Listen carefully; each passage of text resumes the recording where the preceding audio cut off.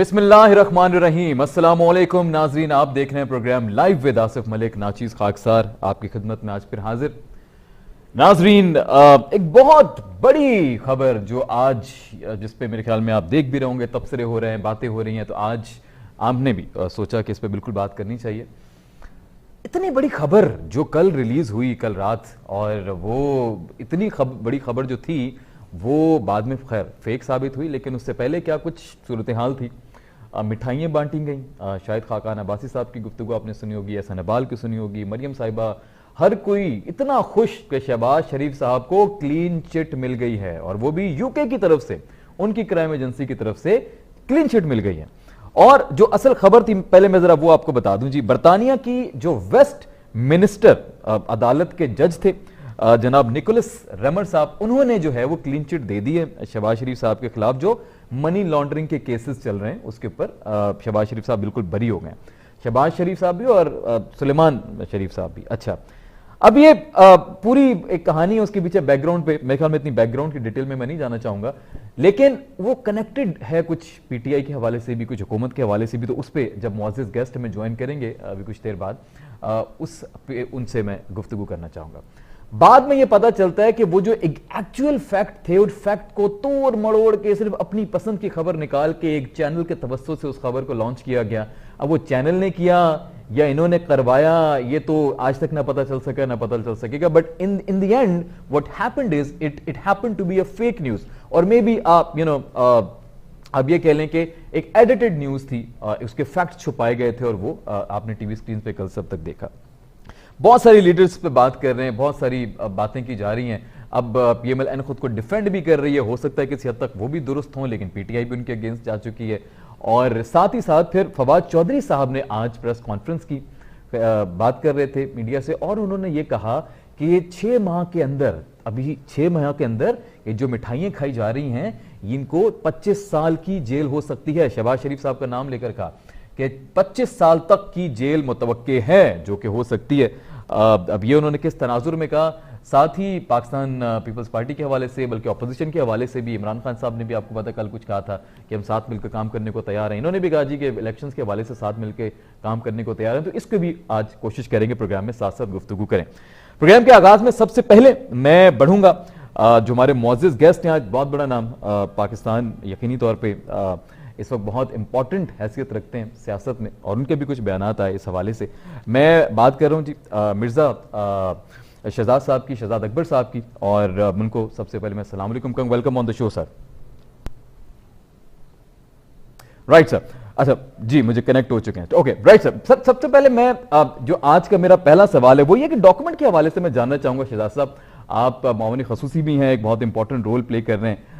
ये जो डॉक्यूमेंट अभी स्क्रीन पे देख भी रहे हैं सब, और आपने यकीनी तौर पे बड़ा गो थ्रू इसको किया होगा, इसमें जो टॉप लाइन है उसके ऊपर तो खैर सलेमान मेंशन्ड है, कहीं फैमिली नेम बाद में उसमें शरीफ मेंशन्ड है। शहबाज शरीफ साहब तो इसमें मेंशन्ड ही नहीं था एनीवेज। तो क्या इनको कोई गलतफहमी हो गई थी, क्या डॉक्यूमेंट को सही समझ नहीं पाए, या जानबूझ के ये किया गया? प्लीज सर, आप इस हवाले से क्या राय रखते हैं?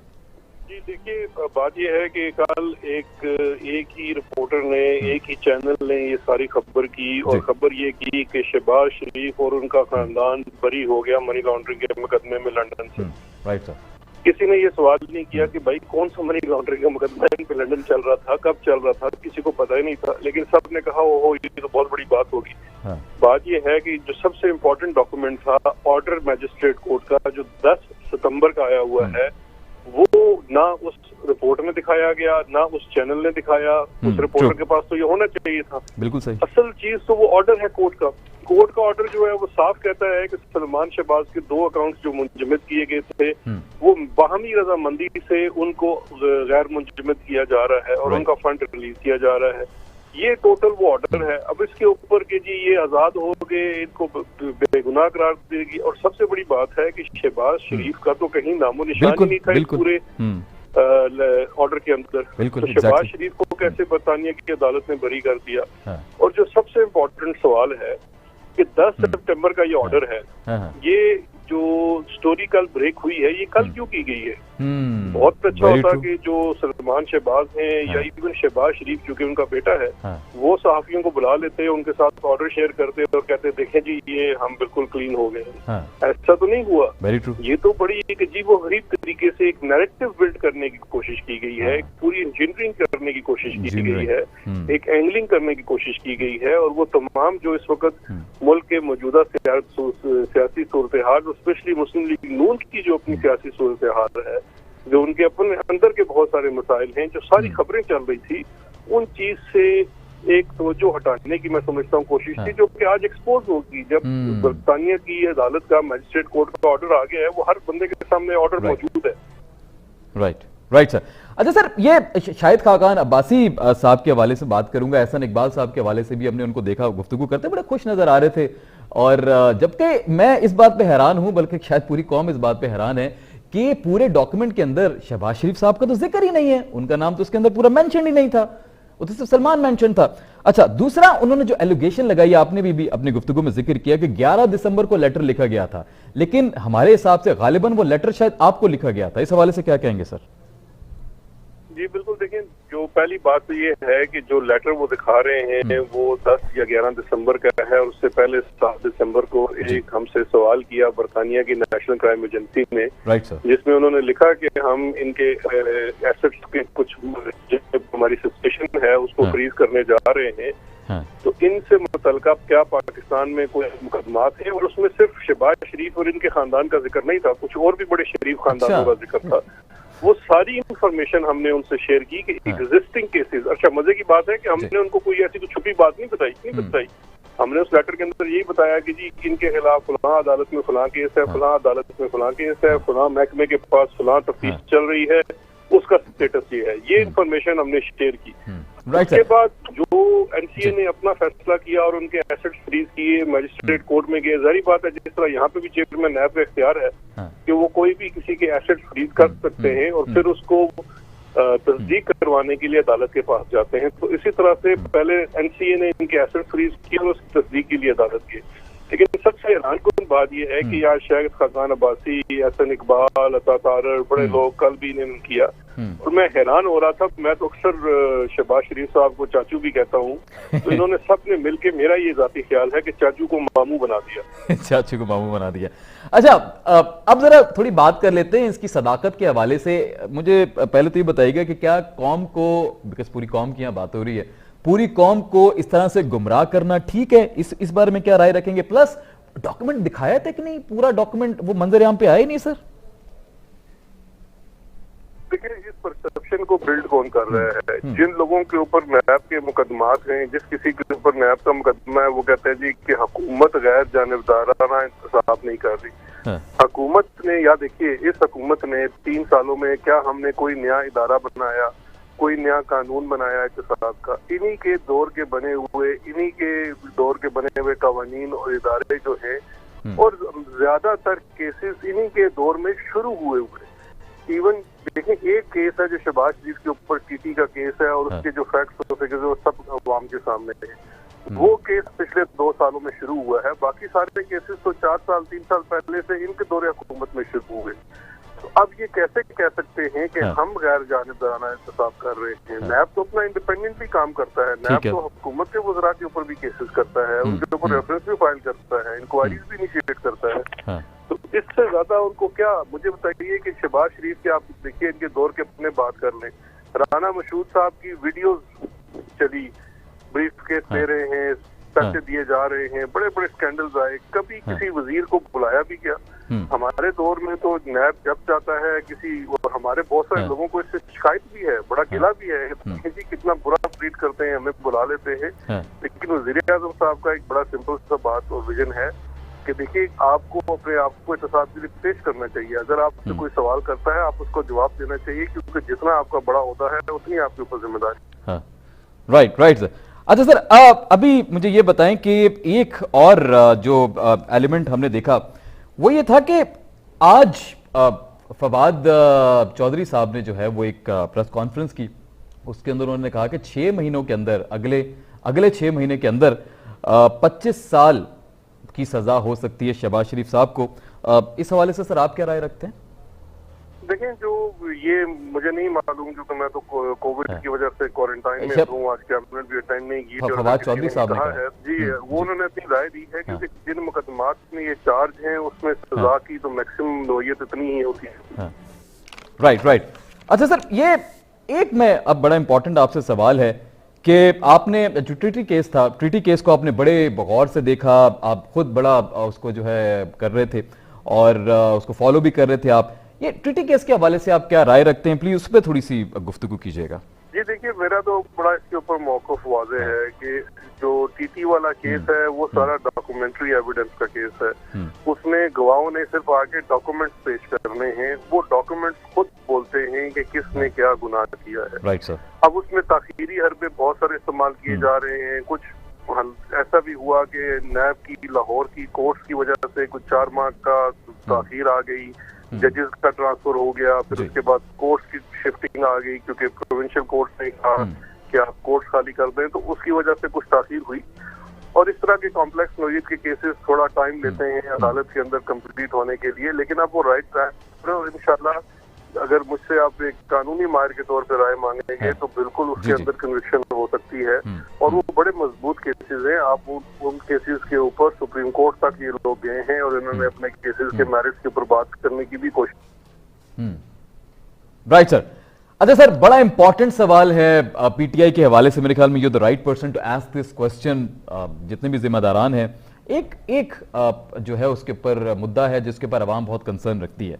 बहुत बड़े बड़े इस मुल्क के मसाइल हैं जिसमें आप महंगाई की बात करें, आप गुर्बत की बात करें, बेरोजगारी की बात करें, किसी भी हवाले से आप बात कर लें, लेकिन हुकूमत खासतौर पे हम पीटीआई की बात करें तो आपका एम्फसाइज ज्यादा रहा एहतसाब के ऊपर कि हम किसी को छोड़ेंगे नहीं, एनआरओ किसी को नहीं दिया जाएगा, बजाय इसके कि फोकस जो है वो थोड़ा सा अवाम रिलेटेड जो चीजें थी, पार्लियामेंट में सब मिल बैठकर इन इश्यूज के ऊपर बात कर रहे होते।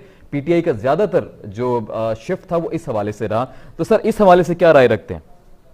जी बिल्कुल, ये सवाल बहुत अच्छा है, लेकिन मैं इसमें ये कहना चाहूंगा कि हुकूमत कौन सा इसके ऊपर सुबह शाम बैठ के सिर्फ यही काम कर रही है। 32 वजीर सारा दिन ये काम करते रहते हैं। हुकूमत तो अपना काम कर रही है। आप ये तो मीडिया के ऊपर है कि आप क्या चीज खबर चलाना चाहते हैं, क्या नैरेटिव बिल्ड करना चाहते हैं, किस चीज को आगे लेके जाना चाहते हैं। देखिए, अब अगर अपोजिशन लीडर के ऊपर मुकदमा चलेंगे वो रिपोर्ट भी होगा।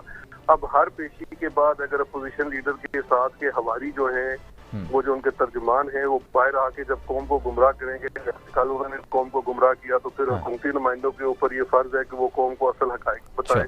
तो ये तो खेल चलता रहेगा। और ये तो हुकूमत की तरफ से 1-2 लोग काम करते हैं, बाकी लोग तो कुछ और काम करते हैं, वो तो अपनी जगह काम चल रहा है। तो ऐसा तासुर गलत है कि सिर्फ सारा दिन यही काम किया जा रहा है। और दूसरी चीज ये है जो आप कह रहे हैं ताखीर, क्योंकि कोई चीज ब्लैक एंड व्हाइट बिल्कुल। देखिए, जो ताखीरी हरबे, आप उसकी मैं आपको मिसाल देता हूँ। मरियम नवाज साहिबा की अपील इस वक्त लगी हुई है इस्लामाबाद हाई कोर्ट में। पहले मरियम साहिबा आगे पेश हुई, इनके वकील पेश हुए, तो उन्होंने, और ये रिकॉर्ड पे है, आपके तमाम चैनल्स ने रिपोर्ट किया कि उनके वकील साहब ने कहा जी मेरी तो कमर बड़ी खराब है, मैं खड़ा ही नहीं हो सकता। तो जजेस ने कहा जी हम आपको चारपाई लगा देंगे, आप आर्ग्यू करें। सही है। जब वो आर्ग्यूमेंट शुरू हुआ तो मरियम साहिबा ने अपने वकील को फारिग कर दिया और फिर जाके 1 महीने का टाइम ले लिया कि मैं नया वकील करना चाहती हूँ, मुझे वकील नहीं मिल रहा। अगली पेशी पे नया वकील करके इस बात पे टाइम ले लिया कि मुझे अब नया वकील मिला है और अब इससे तैयारी करनी है। राइट, ठीक हो गया। Right sir.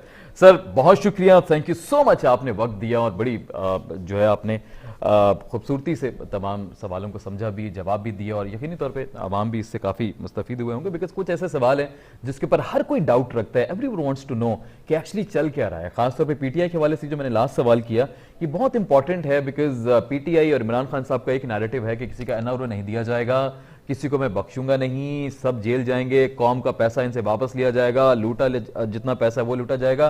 तो ये तमाम तर चीजें जो हैं ये इस वक्त बड़ी इंपॉर्टेंट है, लेकिन महंगाई और उस तरफ हुकूमत का शायद ध्यान नहीं है जो लोगों को लगता है, तो इस वजह से ही पूछना बहुत जरूरी था। मैं यहां पे एक छोटा सा ब्रेक लूंगा नाजरीन। वापस आने के बाद ये शहबाज शरीफ साहब के हवाले से ही जो एक प्रेस कॉन्फ्रेंस की है फवाद चौधरी साहब ने, उस पर उन्होंने उनका भी जिक्र किया, खासतौर पे कुछ इलेक्शन के हवाले से भी जिक्र किया है। इस पे मजीद अपनी गुफ्तगू का हम सिलसिला जारी रखेंगे। आप कहीं मत जाइएगा, देखते रहिए स्टार न्यूज पाकिस्तान।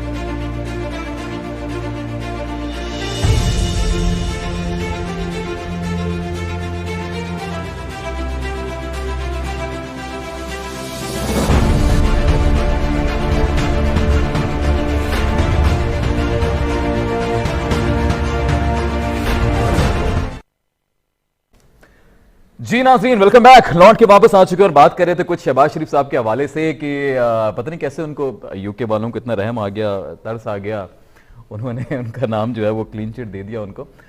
लेकिन खैर इस तरह की ये सियासत है और ये पाकिस्तान की सियासत में कोई पहली बार नहीं हुआ, इससे पहले भी इस तरह की अफवाहें और गलत खबरें बाद में उनकी तरदीद हो जाना या बाद में कहना जी वो डॉक्यूमेंट कुछ मिसप्लेस हो गया था या पता नहीं नजरों में नहीं आया, तो इस तरह की चीजें होती रहती हैं। This is what happens in politics, you know. But anyways, इस खबर के ऊपर जी खासतौर पर फवाद चौधरी साहब ने आज जो गुफ्तगू की, अभी आप सुन रहे थे शहजाद अकबर साहब ने भी इस हवाले से गुफ्तगू की। अब मैं चाहूंगा कुछ तज्जियाकारों का तज्जिया लेना इस हवाले से कि इस तरह फेक न्यूज जो आई है, क्या ये टीवी चैनल की तरफ से हुआ है या पीएमएलएन की तरफ से, कुछ उनका थिंक टैंक जो है इसमें इन्वॉल्व है, उनके कुछ कारनामा है उनका कि इस तरह अगर कर ले तो शायद कोई अच्छा लेबल लग जाएगा हमारे ऊपर। क्योंकि शहबाज शरीफ साहब के ऊपर ऑलरेडी पाकिस्तान में केसेस का आगाज हो चुका है और फवाद चौधरी साहब ने आज अगले 6 महीने का एक जिक्र करते हुए कहा, एक इशारा देते हुए कहा कि 25 साल की कैद हो सकती है शहबाज शरीफ साहब को। अब वो ऐसे गालिबन मतलब जिस तरह गुफ्तगू करते हैं वो डराने धमकाने वाली और थोड़ी सी मिर्च मसाले वाली, क्या उस सिलसिले में कह गए, वो जज्बात में आके कह गए यूं कह ले, या फिर उन्होंने वाकई जो है कुछ ऐसी खबर जो है वो आवाम तक पहुंचा दी है, किसी ऐसी तरफ इशारा दे दिया है, किसी ऐसी खबर की तरफ इशारा दे दिया है कि इस तरह की खबर जो फ्यूचर में आ सकती है, और या बैक डोर कुछ ऐसे सिलसिला चल रहा होगा। अब ये हम नहीं जानेंगे, ये यकीनी तौर पे इसके लिए तज्जियाकार प्रोग्राम में हमने कोशिश की है कि उनको मदऊ करें, उनसे हम जानें कि वो इस बारे में क्या राय रखते हैं और उनसे समझें कि एक तो ये फेक स्टोरी या फेक न्यूज या आवाम के सामने इस तरह की फेक खबर लेकर आना, एग्जैक्ट डॉक्यूमेंट को छुपाना, ये कितना सीरियस है। क्या इसके ऊपर भी कोई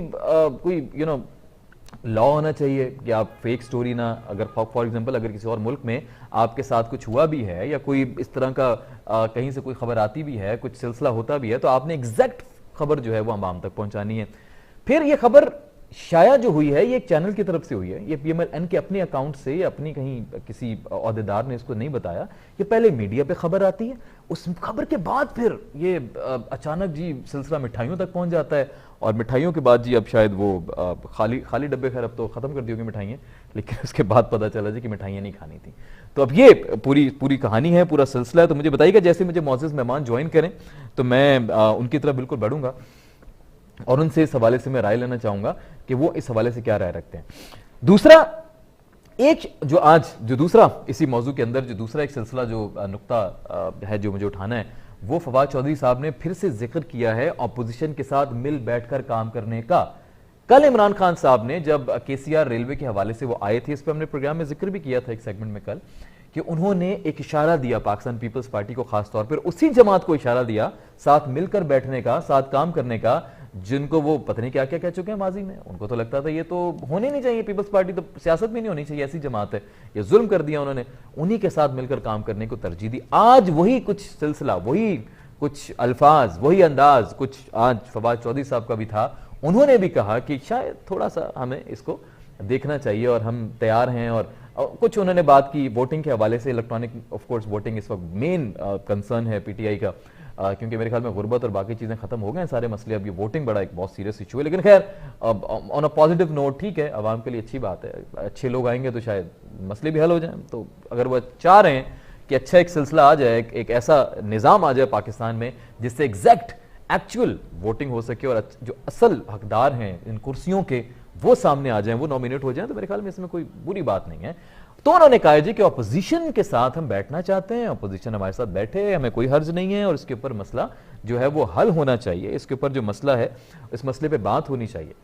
फिर दूसरा ऑपोजिशन की जब वो बात करते हैं तो ऑपोजिशन के अंदर पीएमएलएन भी आता है, ऑपोजिशन के अंदर से पीपल्स पार्टी। अच्छा ठीक है, मैं अपनी बात कंप्लीट करता हूं, लेकिन पहले उससे मुझे मौजूद मेहमान ने ज्वाइन किया है, शौकत पराचा साहब ने ज्वाइन किया है, सीनियर एनालिस्ट भी हैं, एंकर पर्सन भी हैं। अस्सलाम वालेकुम शौकत भाई।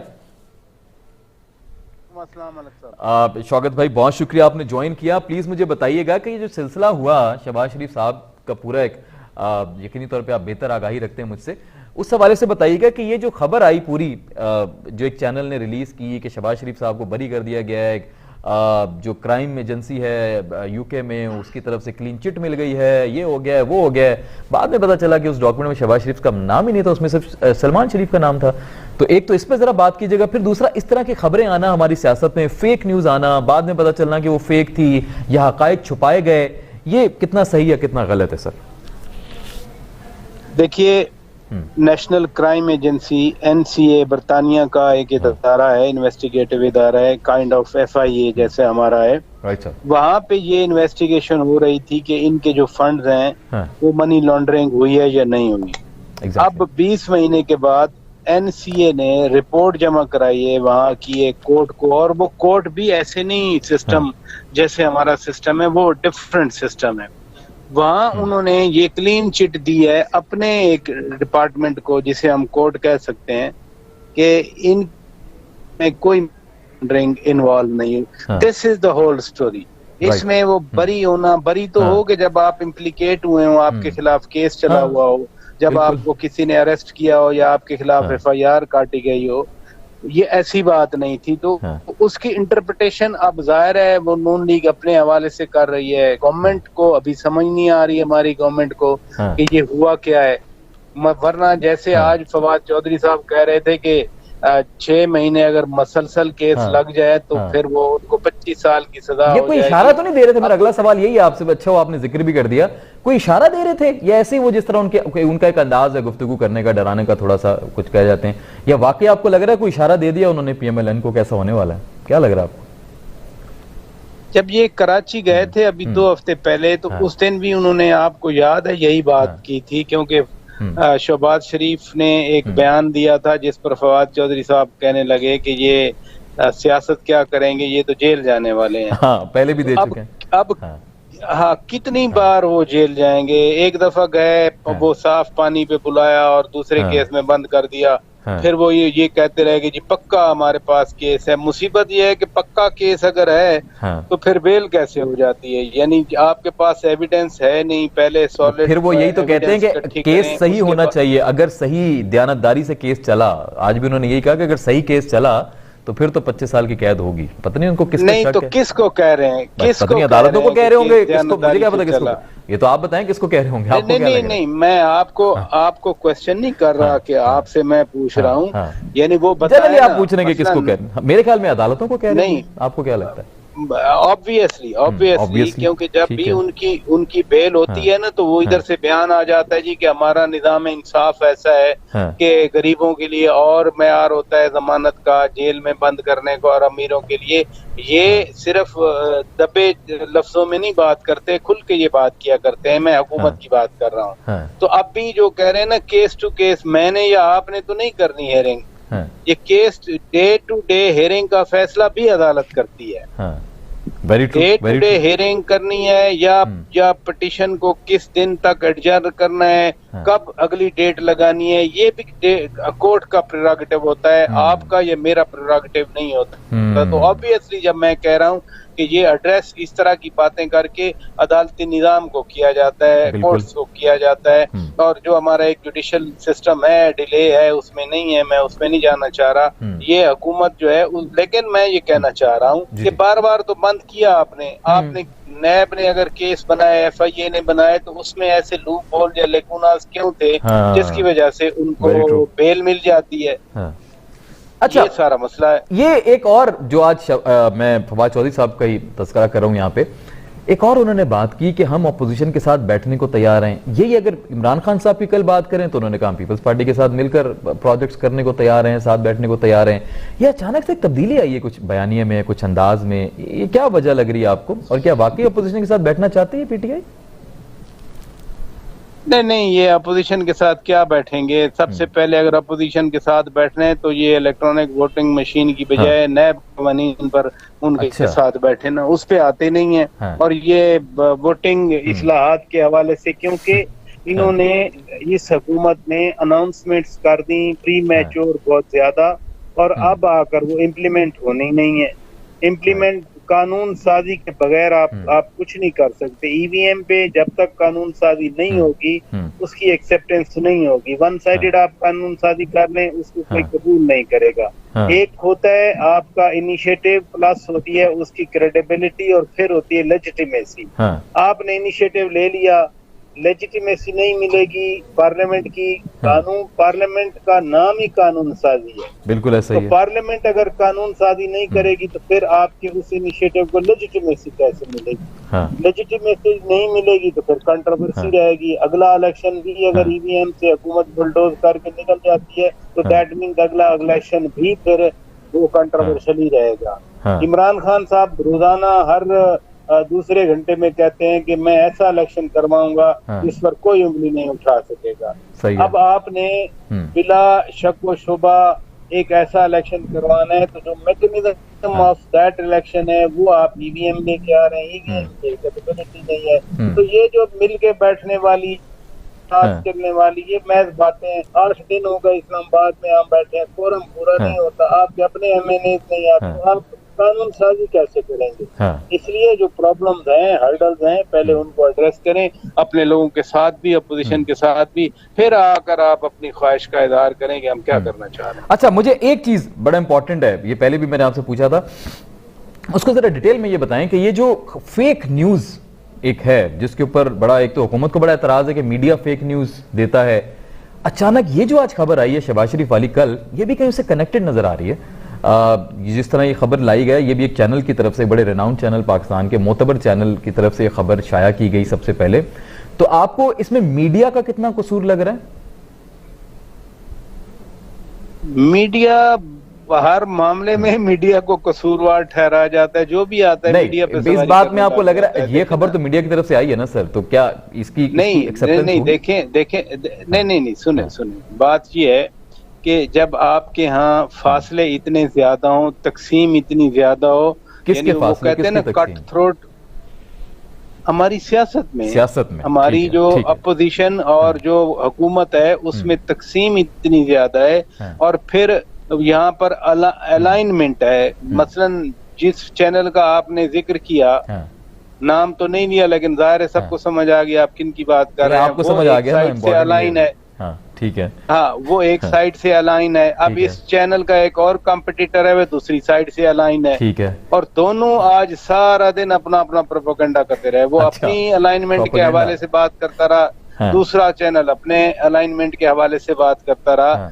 जो बेसिक न्यूज है या जो बेसिक जर्नलिज्म है, वो पाकिस्तान में तो बड़ा मुश्किल है उसका सर्वाइवल, क्योंकि जहाँ ये हो, जो मैं पहले बात कर रहा हूँ ना कि सियासी तकसीम, जहाँ ये नजरिया हो कि इधर विद अस और विद देम, तो उसमें बड़ा मुश्किल है सर्वाइव करना as a independent credible journalist और independent credible journalism. Very true. इसलिए आप जो बात कर रहे हैं वो बड़ा जेन्युइन इशू है पाकिस्तान का, और एक हाइपोथेसिस या ख्वाहिश की बुनियाद पर उसको बाकायदा खबर का रंग दे देना, ये पाकिस्तान में आज नहीं आया। आज जो इसके खिलाफ बात कर रहे हैं, ये लेकर आने वाले वही लोग हैं। देखिए ना, जब यहाँ धरना था, धरने से पहले जो दिल करता था बयान दे दिया, फलां करप्ट है, फलां करप्ट है, और नैरेटिव बना दिया गया। ये नैरेटिव बिल्डिंग ने जो प्रॉब्लम बनाई, वो दैट काज़्ड डेथ ऑफ जर्नलिज्म। मैं चाह रहा था इस पे मुजाहिद बरेलवी साहब भी मुझे ज्वाइन करते हैं, उनको कोशिश कर रहे हैं राब्ता करने की, मुझे शायद कुछ सिग्नल प्रॉब्लम हो सकता है, इसकी वजह से अब तक आ नहीं सके, तो मैं इस पे लेना चाह रहा था आज कमेंट, खासतौर पे एंकर पर्संस का, जो मीडिया के जो मोतबर नाम है उनसे जानना चाह रहा था कि वो क्या राय रखते हैं। अगर ये फेक न्यूज के ज़मरे में आती है तो फवाद चौधरी साहब जो इतने अरसे से फेक न्यूज का एक कॉन्सेप्ट लेकर आ रहे हैं, और वो पूरा आपको पता है PMDA भी उसके ऊपर लाया जा रहा है, जिसके ऊपर अभी कुछ कमेटी बनने की, अब तो कुछ इत्तेफाक हो गया कि कमेटी बनाई जाएगी, लेकिन फेक न्यूज के हवाले से PTI को बहुत सीरियस कंसर्न है। तो क्या ये जो फेक न्यूज आई है, ये कहीं मीडिया ने अपने पांव पे कुल्हाड़ी मार ली है? इसको भी हुकूमत मेरे ख्याल में फिर सीरियस ले सकती है। जिसको आप फेक न्यूज कह रहे हैं, हाफ न्यूज कह रहे हैं, वो सबसे बड़ी खबर है। हाँ, उसको हाफ न्यूज कह लें। जिस चीज को आप फेक न्यूज कह रहे हैं, वो किसी के नजदीक बहुत बड़ी खबर है, और उसमें कुछ तो एलिमेंट है ना जिसके ऊपर ये खबर बनाई गई। वो एलिमेंट मैंने आपको बताया कि नेशनल क्राइम एजेंसी ने 20 महीने अपनी इन्वेस्टिगेशन की। जब उनकी इन्वेस्टिगेशन खत्म हुई तो उन्होंने अपनी इन्वेस्टिगेटिव रिपोर्ट जमा करा दी। ठीक है, जैसे FIA कोई इन्वेस्टिगेशन करके अपनी रिपोर्ट जमा करा दे। अब यहाँ पाकिस्तान में इसको तो आप फेक न्यूज समझ रहे हैं, लेकिन नैब नोटिस ले लेता है तो वो जराए से इतना उसको फ्लैश कर दिया जाता है जैसे नैब ने वो केस उठा लिया, तहकीकात कर ली, और नैब ने एस्टेब्लिश भी कर दिया वो करप्ट था, उसने 5 अरब खाए थे, उसने 10 अरब खाए थे, अभी खाली नोटिस लिया होता है तो उस पे 2-2 घंटे के शोज भी हो जाते हैं। बिल्कुल ऐसा ही। तो इस इन्वायरमेंट में उस माहौल में हम किस फेक न्यूज को गलत करार दें, किस फेक न्यूज का हम साथ दें, ये बड़ा मुश्किल है। और इसी की तरफ मेरा मकसद ये कहने का कि इस तरह अगर वाकई खबरें गलत साबित होती हैं, चाहे आप किसी पार्टी की सपोर्ट कह लें उसको या उनकी अलाइनमेंट में, जिस तरह आपने कहा कि आप उनके अलाइंड हैं, लेकिन इस तरह की खबरें अगर हुकूमत को जवाब मिल जाता है तो फिर तो पीएमडी जैसे बिल आ सकते हैं। फिर साफियों के पास या साफी बिरादरी के पास क्या जवाब बचेगा बताने का कि नहीं जी ये पीएमडी ठीक नहीं है, हम तो फेक न्यूज नहीं देते। मैं देखे ना आपकी बात को मैं बराह रास्त कॉन्फ्रंट कर रहा हूँ। आप जिस चीज को, जिस इंफॉर्मेशन को फेक न्यूज कह रहे हैं, more than half of the population उसको फेक न्यूज समझ ही नहीं रही। अच्छा, तो फिर उस पे कंसेंसस कैसे आएगा? देखे ना उस पे पीएमडीए आप उस पे जो स्टेक होल्डर हैं उसके खिलाफ वो खड़े हैं, लिहाजा पीएमडीए वो आ नहीं सकता। मेरी अगर जाती राय पूछें तो PMDA like EVM it's gone. जब तक कि हुकूमत बात नहीं सुनती स्टेक होल्डर्स की, ईवीएम पे भी अगर अपोजिशन को आप बाकायदा, ये तो कहते हैं ना हम बातचीत के लिए तैयार है, मैं कहता हूँ आप जब तक मनाते नहीं है ईवीएम कभी मैच्योर नहीं हो सकता। सिमिलरली पीटीआई में इज अ गॉन स्टोरी। इत्तेफाक से दोनों बड़े मसले हैं इस वक्त पीटीआई के, दोनों के ऊपर बड़े बजिद हैं वो, ईवीएम भी और पीएमडीए भी। नहीं, लेकिन they are the gone stories. वो नहीं चढ़ सकते। ये कहते हैं ना ये चलें, आपको लग रहा है वो चढ़ती नजर नहीं आती।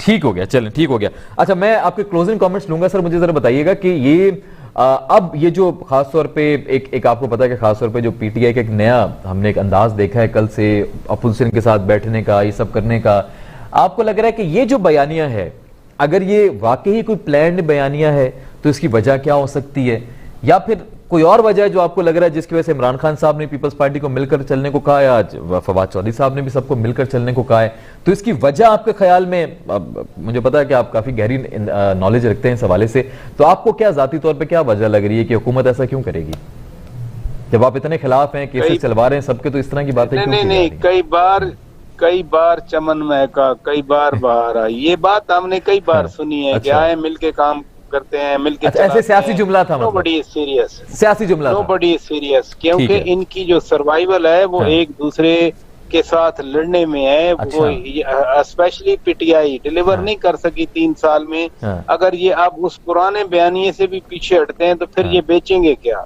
लिहाजा I don't see any credibility in these offer. ये बस ऐसे ही एक कमेंट आया ज़हन में कर दिया, फिर कल देखें आप कुछ साथ ही तो कह दिया ना। देखें ना, एक तरफ कह रहे हैं कि हम मिल के काम करने की, दूसरी तरफ कह दिया कि 25 साल उनको कैद हो रही है। मैं यही तो समझने की कोशिश कर रहा हूँ, मैं यही तो, मेरा नाके शकल मेरी यही तो समझ नहीं पा रही। एक तरफ आपने केसेस चलाए में धमकियां चल रही हैं, दूसरी तरफ हम साथ मिल बैठकर काम करने को तैयार हैं। ये बड़ा डिफरेंट एक मतलब एस्पेक्ट आज सामने आ गया है। तो ये हो नहीं सकता ना, ये पॉसिबल नहीं है ना कि या तो आप केस चलाएं, उनको जेलों में बंद रखें, जैसे आप 3 साल करते रहे, सारा कुछ उन्हीं पे डालते रहे और महंगाई हो जाए, गरीब मर जाए, किसी को खाने को कुछ ना मिले, रोजगार हो जाए, सड़कें टूट जाए, बिजली ना मिले, कराची में के इलेक्ट्रिक बैठ जाए, इधर से वापदा बैठ जाए, ऊपर से आप जनाब वो बिल डालते जाएं, महंगा करते जाएं, कोई पूछने वाला ना हो। बस ये प्रायोरिटी है। राइट, ठीक हो गया सर।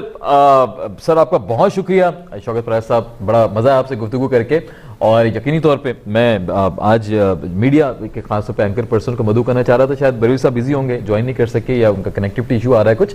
मैं जानना चाह रहा था इस हवाले से कि इस तरह की खबरें जो आती हैं, ये जो हाफ न्यूज होती हैं, वो देखें कितना बड़ा फ्लेयर क्रिएट कर देती हैं, और अब एक खबर की वजह से पूरी सियासत में खलबली मच गई है, और आपको पता है किस हद तक जो है वो गुफ्तगू चल चुकी है। बट खैर एनीवेज, उस बात को पीछे रखते हुए आई होप कि इस तरह की खबरें ना आए। बट एनीवेज, अब जो हो चुका वो हो चुका, जो फेक खबरानी थी आ गई। शहबाज शरीफ साहब के हवाले से फ्यूचर में क्या होता है, फवाद चौधरी साहब ने इतनी बड़ी बात क्यों कह दी कि 25 साल, मतलब 2, 4, 5 साल, 8 साल, नवाज शरीफ साहब को भी 8 साल की सजा हुई थी, 25 साल की सजा, मतलब ये क्यों कहा, डराने के लिए कहा, किस लिए कहा? ये तो आइंदा कुछ दिनों में जब स्टोरी मजीद आगे फ्लरिश करेगी, डेवलप होगी, तो फिर साथ साथ हम भी इसको कवर करेंगे और आप तक जो एग्जैक्ट फिगर्स उसको लेकर आएंगे। आज के लिए नाजरीन इतना ही, और कल इंशाल्लाह आपसे होगी मुलाकात किसी नए मौजू के साथ। तब तक के लिए अपना बहुत सारा ख्याल रखिए। इस नाचीज खाकसार को, आसिफ मलिक रियाज को इजाजत दीजिए। पाकिस्तान जिंदाबाद, फी अमानिल्लाह।